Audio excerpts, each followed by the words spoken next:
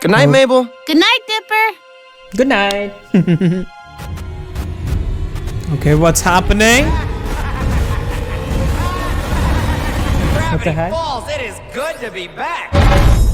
Good to be back to what?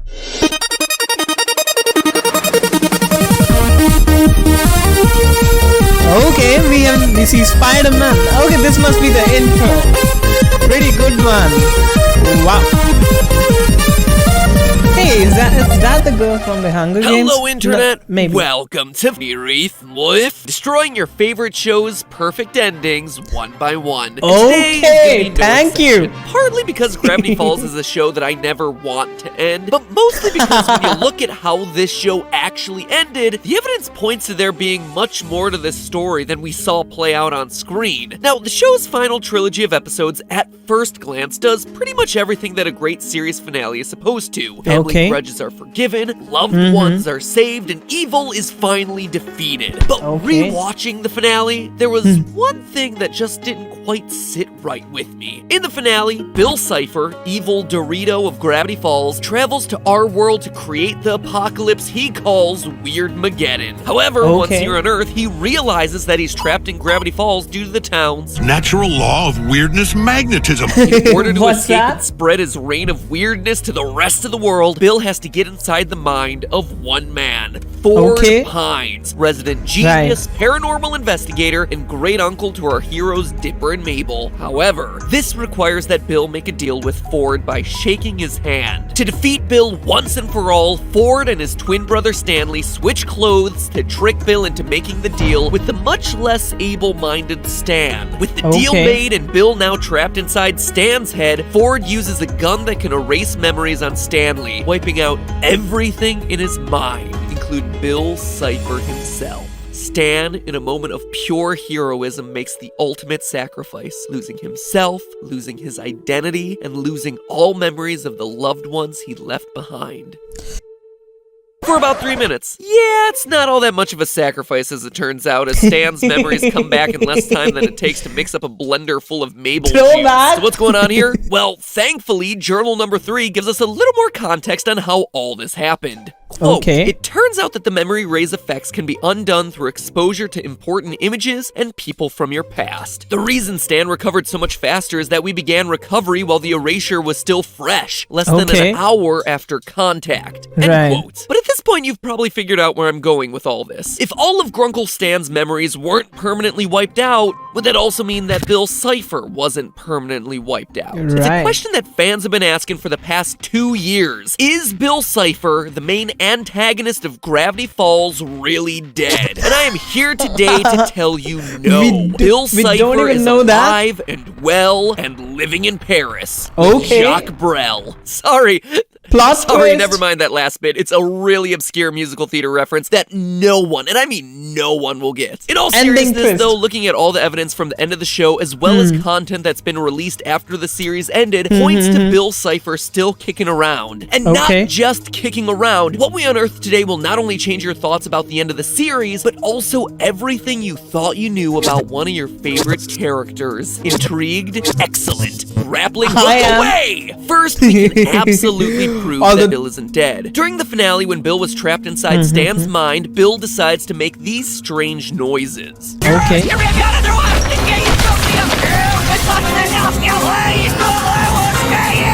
These are his last words of the series, so you'd think he would have chosen his words a little more carefully. Or, you know, just chosen words. But here's the thing, he actually did choose those words very specifically. The only reason why it sounds like gibberish to us is because he's talking backwards. Just reverse the clip, and you get this.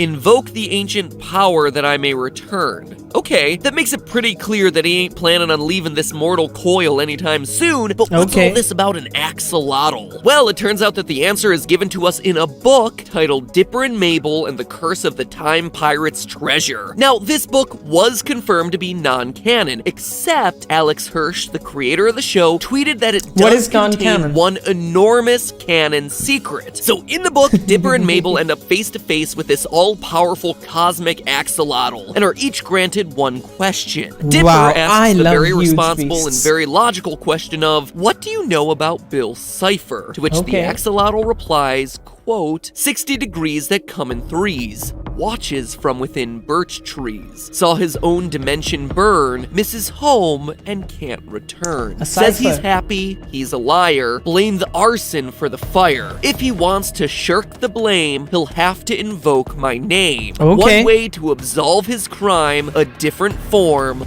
a different time. Holy And shit, gotta I love didn't those get... classic rhyming couplets. Now, look at those I last didn't get few any lines. of it. Invoke my name to absolve the crimes as a different form in a different time. Yeah, this Okay. is pretty obvious why Bill was chanting in reverse right before he was literally brainwashed away. And presumably the Axolotl granted his wish, preserving him in a different form and a different time. That's a pretty strong case for Bill still being alive, but if that's truly the case, then that begs the question of what new form could he possibly be in? Well, why not the form that he was already trapped in? Grunkle Stan. And that isn't just speculation. Most of the post-show content that's come out, and believe me, there's been a lot for a show that's been gone for 2 years, has signaled pretty heavily that Bill Cipher continues to exist within Stan's mind. Case in Okay. point, the Cipher statue hunt. Shortly after Gravity Falls ended, Alex Hirsch made it very clear that there was a real-life Bill Cipher statue hidden somewhere in the US, and that in order to find it, fans would have to solve a worldwide treasure hunt. And while that is absolutely cool in and of itself, the most interesting part of this whole thing was that it appeared to be led by Grunkle Stan. One of the very first clues to the hunt was a phone number. When you called it, you would be greeted by this answering machine message. Okay.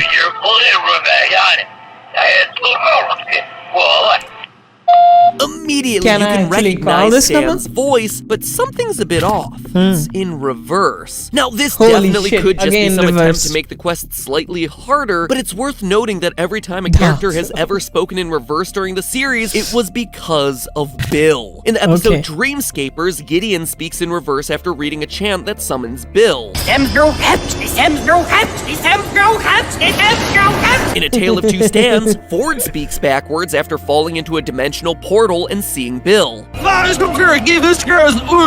to mention that every single opening theme ends with whispers in reverse before we're greeted with a flash of the cipher wheel. Every time someone speaks in reverse on the show, it seems to be in association with Bill Cipher. So the fact that we catch Stan Pine speaking in reverse over the phone is already incredibly suspicious, but the evidence doesn't just end there. All What did I objects say? found throughout this treasure hunt tended to be related to either Bill or Grunkle Stan. There were Okay. Stan bucks, a jigsaw puzzle of Bill Cipher, a golden Stan head, and a few other recordings of Stan giving out clues. It was Okay. always these two characters that the Cipher hunt kept coming back to. An odd choice when considering that there were so many other characters that fans would have loved to hear from. You know, like the heroes of the show, Dipper and Mabel, or Seuss, or Wendy, or literally anyone else associated in this series. It's Okay. almost as if the creators were hinting towards a connection between Bill and Stan. Eventually, Okay. the fans found the Bill Cipher statue, and beside it was a chest filled with some pretty interesting things. There was a Journal 3 book that had a drawing of Stan, Ford, and Seuss, but if you hover a black light on this page, you'll find Bill Cipher drawn in with invisible ink directly next to Stan's head. Once again indicating that he's alive and well, Illuminati! and suspiciously close to Grunkle Stan, but there was something else in there that definitely caught my attention when I was researching this theory. In the chest, there was a USB drive of Grunkle Stan singing We'll Meet Again by Vera Lynn. We'll